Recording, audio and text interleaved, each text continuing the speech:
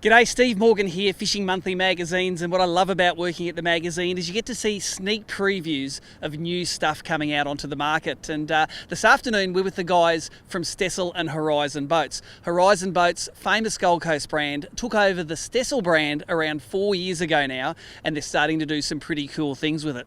Behind me here I've got the 455 Edgetracker Tournament Pro hull. The hull hasn't changed much, but inside, that's where the interesting things are. Let's talk to Mark Johnson from Stessl about what exactly they've done to it.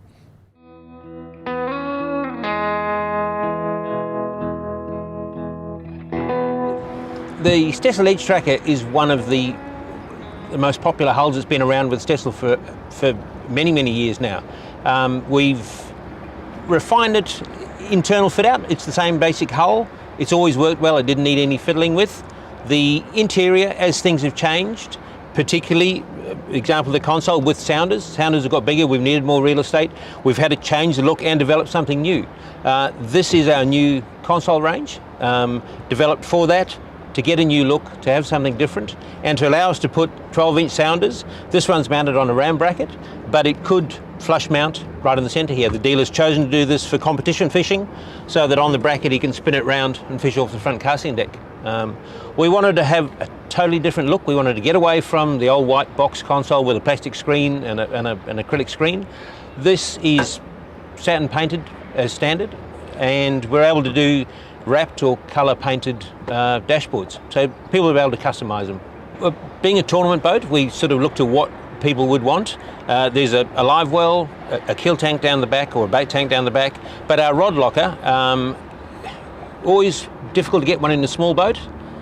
We've managed to get a very deep, it's right from the gunnels down to the floor. Rod locker, you can fit 6 rods in comfortably and more loose, but there's racks inside for 6 with routed butt storage and hooks down the side, so that when you're travelling they're not bouncing around. We also have on the front of the console a 4-rod rack system mounted on the front there, so when you do pull up somewhere you don't have to keep digging them out. You can either lay them on the shelf on the full-size casting deck, or you can clip them into the front of the rack when you're moving between fishing spots. Got a number of different names, this rail. The polite one is just the grab rail, but it is just so that you can hang on to it, and if you're old like me you can actually use it to stand up. But it is there just if you want to stand up and look around while you're fishing, see where you're going to, and if you hit a big wake you've got something to hang on to. The maximum horsepower is 75 horsepower. We've chosen to put that on there. The boat performs brilliantly, pops out of the water. You wouldn't need any more, it would be a handful. We've got a 50 litre underfloor fuel tank, factory fitted. We don't have a lot of room under the floor. It's a fairly shallow bottom boat, being this style of boat, so we don't have any enough depth to get anything deeper in there.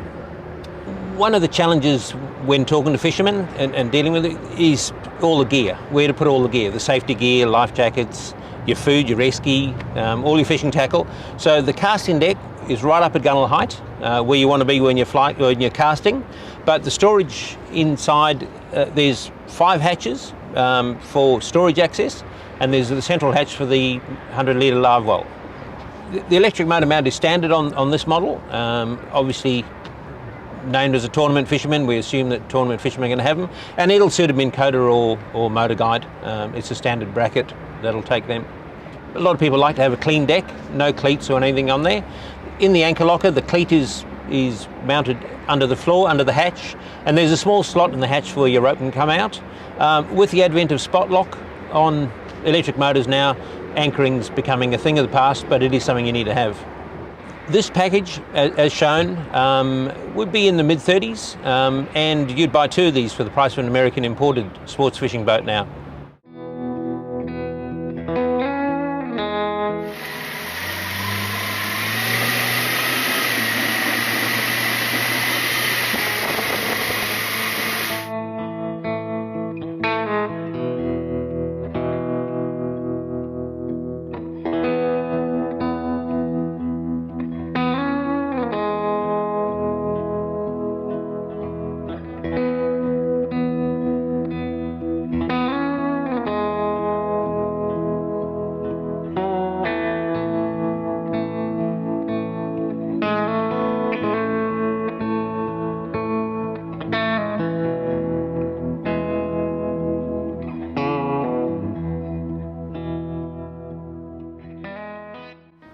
Well, there you go. As you can see from that montage, out on the water this afternoon on the Coomera River in southeast Queensland was it's a great test for where you normally use this boat: dams, rivers, enclosed waterways. For me, the overall impression is this is a good value for money boat. This package, as we tested this afternoon without that Garmin sounder, around $35,000. And as Mark Johnson says, you can buy 2 of these for the price of a good imported American sports fishing boat at the moment. When I initially read the specs, I thought 50 litres fuel tank, it's probably a bit little for this boat. But once we took it on the water, we got these performance stats. At 3,500 RPM cruising speed, you can get 38 kilometres an hour and 4 kilometres per litre. So that gives you a theoretical range in this boat of nearly 200 kilometres, and that's plenty for any of the sorts of fishing that we're going to be doing in this sort of craft. Revs out to 5,800 RPM where you get 60 kilometres an hour, but that economy halves at that speed. This has got a lot of underfloor storage, this boat. Because that front deck is so high and the main cockpit deck is so low, it's actually quite a step up onto the top deck, but there is a lot of underfloor storage. It's where the underfloor anchor's kept, it's where the live well is fitted, and there's a lot of depth for a lot of storage there. Remember though, like any plywood, carpeted floored boat, it's going to be wet underneath, so if it rains, your stuff underneath is going to get wet. Keep it in a tub or some sort of waterproof device if it's valuable. Of course, the main feature of this boat and the main improvement to this boat is that centre console. That satin black finish looks good. That accented side panel, which means that you can put it whatever colour you want it to be. You can wrap it, you can paint it. It's going to look good with your colour combination. You can fit a 12-inch sounder in there.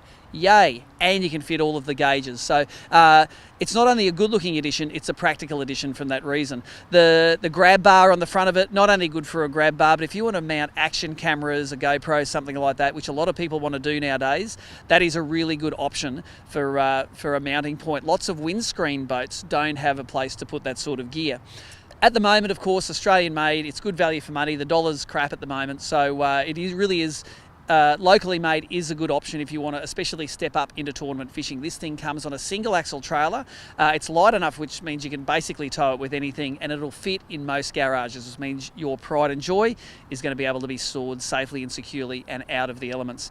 If you want more information on this boat, make sure you go to www.stessl.com.au and on Facebook like Stessl Boats for updates on new models, boat shows if we ever get to have them again, and any specials that your local dealer may be running.